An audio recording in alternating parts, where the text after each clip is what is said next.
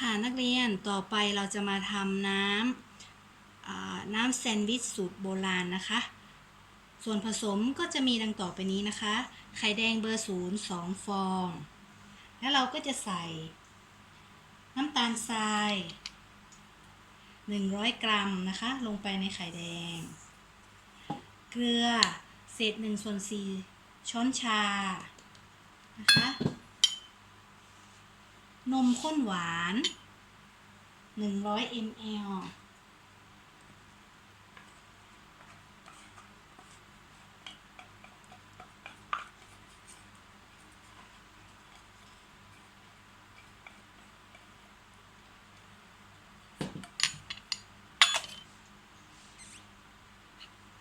มายองเนส120 ml นะคะใส่ส่วนผสมทุกอย่างรวมกันนะคะมายองเนสนี่ครูพิมพ์ใช้ของ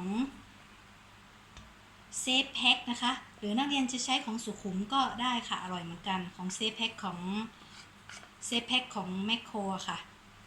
อร่อยใช้ได้เหมือนกันนะคะ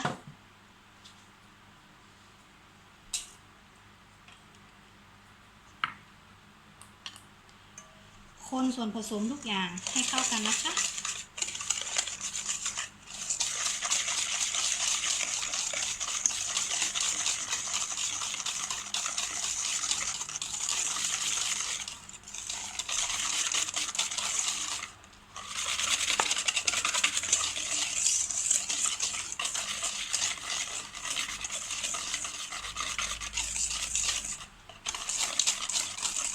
พอคนส่วนผสมทุกอย่างเข้ากันแล้วเดี๋ยวเราจะเอาไปตุ๋นบนน้ำร้อนนะคะ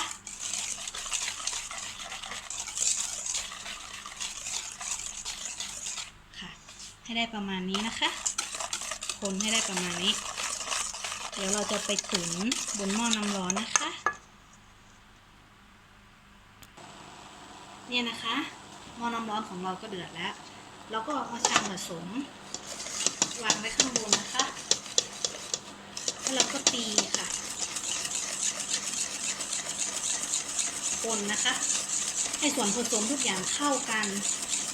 ให้น้ำตาลละลายนะคะให้น้ำตาลทรายละลาย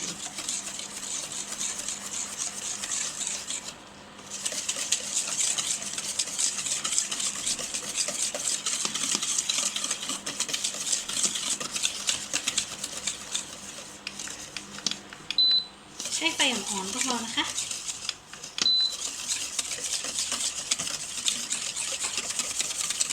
คนให้ส่วนผสมเข้ากันดูแล้วเข้มข้นดูแล้วข้นเหมือนกับน้ำสลัดค่ะแล้วเราเอามือจับดูถ้าไข่ร้อนแล้วลองมือจับดูถ้าไข่ร้อนก็เป็นอันใช้ได้นะคะดูน้ำตาลละลายหมด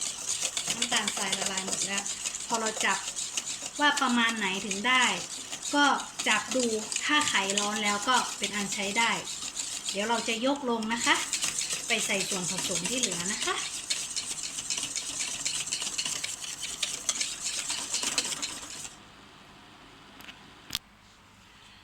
เนี่ยค่ะหลังจากเรายกลงจากเตามาแล้วเราก็ใส่ส่วนผสมที่เหลือนะคะก็จะมีพริกไทยขาวป่นนะคะเศษ1/4 ช้อนชาใส่ลงไปเลยนะคะสีผสมอาหารสีเหลืองนะคะใส่ไปเล็กน้อยนะคะเพื่อสีสันที่สวยงามนะคะใส่ไปนิดเดียวพอค่ะ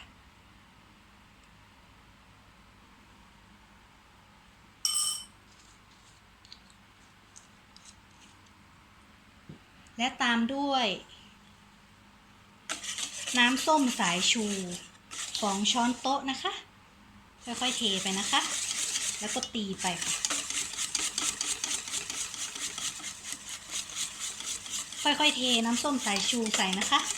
แล้วก็ใช้ตะกร้อตีน้ำแซนด์วิชของเรานะคะค่ะแล้วก็ทีหมดแล้วตีเร็วๆนะตีเร็วๆแรงๆ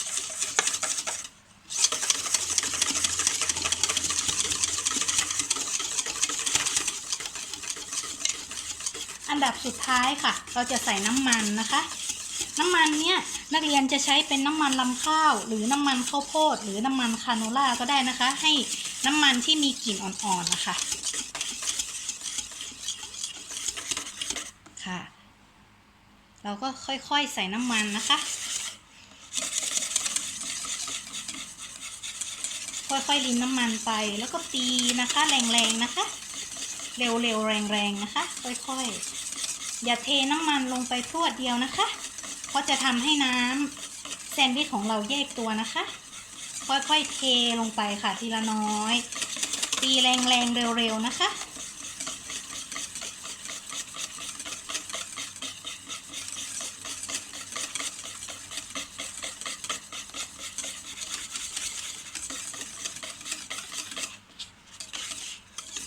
ตีไปทางเดียวกันนะคะหมุนไปทางเดียวกัน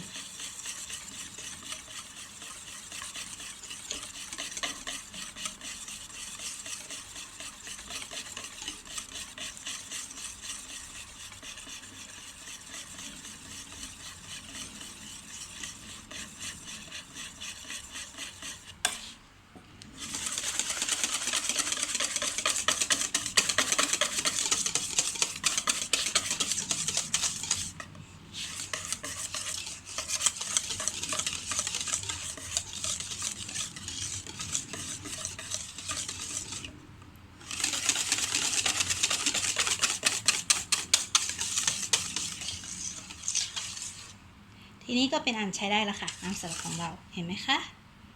ง่ายๆแค่นี้เองเดี๋ยวเราไปประกอบแซนด์วิชสูตรโบราณในตำนานกันค่ะ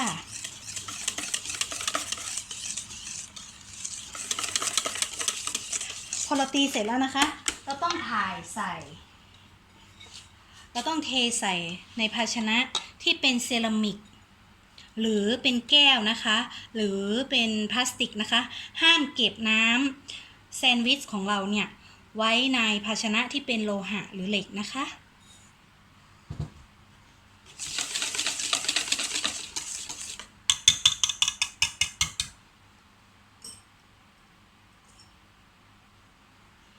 เสร็จแล้วเราก็เทน้ำแซนด์วิชเราเก็บไว้ในภาชนะที่เราเตรียมไว้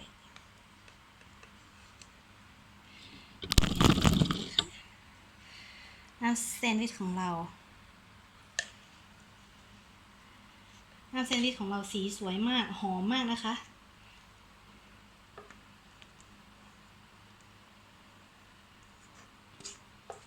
พักไว้ให้เย็นนะคะ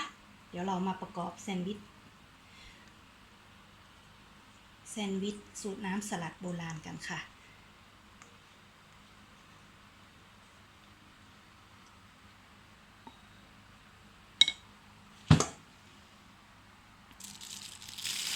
โอเคค่ะต่อไปเราก็จะมาประกอบร่างแซนด์วิชกันนะคะโอเควางแผ่นขนมปังไว้แผ่นแรกอย่างนี้นะคะแล้วก็ทาน้ำแซนด์วิชของเรา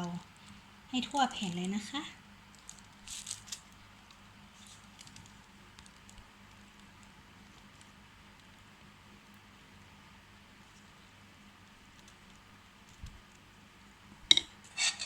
แผ่นแรกเราจะใส่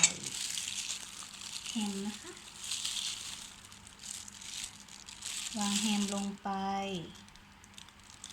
แล้วก็ประกบค่ะแล้วก็เหมือนเดิมทาน้ำแซนด์วิชของเราให้ฉ่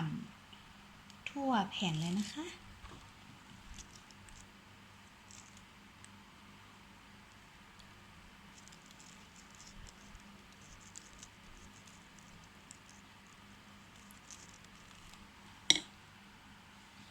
ทีนี้เราก็จะใส่หมูหยองใส่ไว้ตรงกลางนะคะนักเรียนเดี๋ยวพอเราตัดแล้วเนี่ยก็จะแซนด์วิชของเราจะได้สวยนะคะวางหมูหยองไว้ตรงกลางเพราะเราจะตัดแนวเฉียงนะคะใส่มากใส่น้อยแล้วแต่ความชอบเลยค่ะ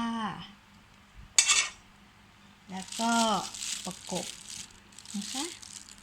ประกบเสร็จแผ่นนี้ปุ๊บก็ทาน้ำสลัดครั้งหนึ่ง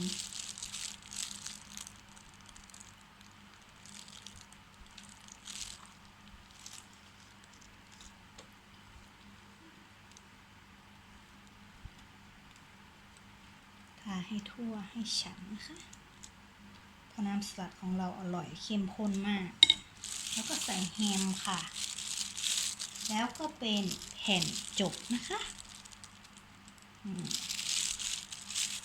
จบปุ๊บเราจะตัดใช้มีดหั่นขนมปังนะคะใช้มีดตัดขนมปังเอามาตัดก็คือเราจะตัดแนวนี้เห็นไหมคะแล้วก็มือประคองไว้เบาๆไม่ต้องกดแรงนะคะเดี๋ยวขนมปังเขาจะยุบเสียทรงไม่สวยตัดลงไปเลยชื่อ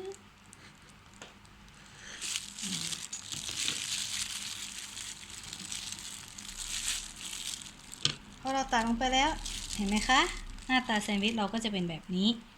เดี๋ยวเราจะทาขอบเขานะคะ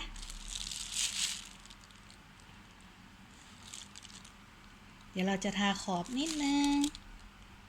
ให้เขาสีสันสวยงามนะคะ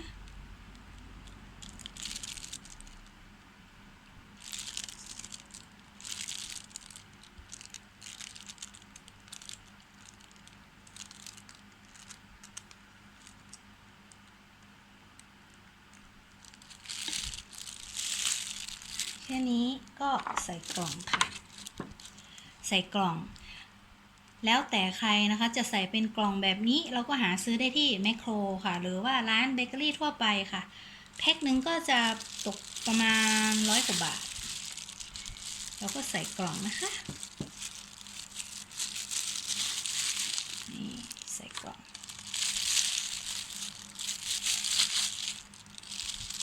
เราก็ใส่กล่องแล้วก็เป็นอันเสร็จนะคะเราก็เย็บนักเรียนจะใช้สกอตเทปหรือแม็กก็ได้นะคะเห็นไหมคะแซนด์วิชของเราน่าทานมากแต่นั่นแดนก็ทำอย่างนี้ไปเรื่อยๆนะคะแล้วก็มาวางไว้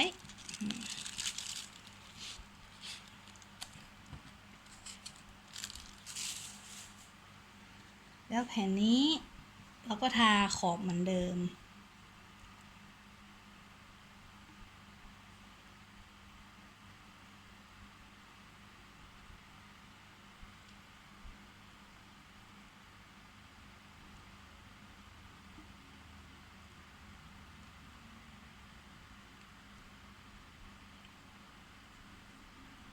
เดี๋ยวสูตรนะคะ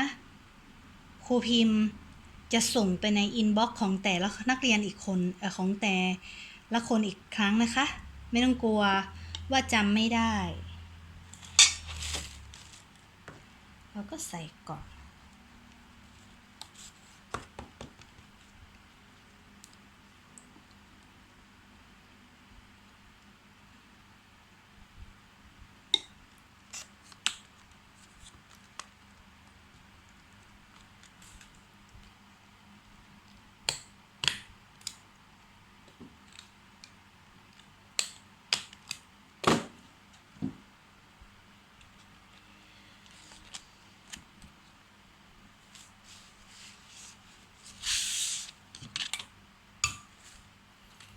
นี่ค่ะ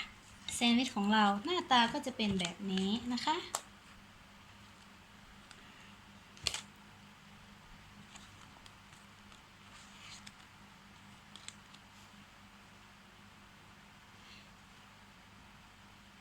โอเคนะคะ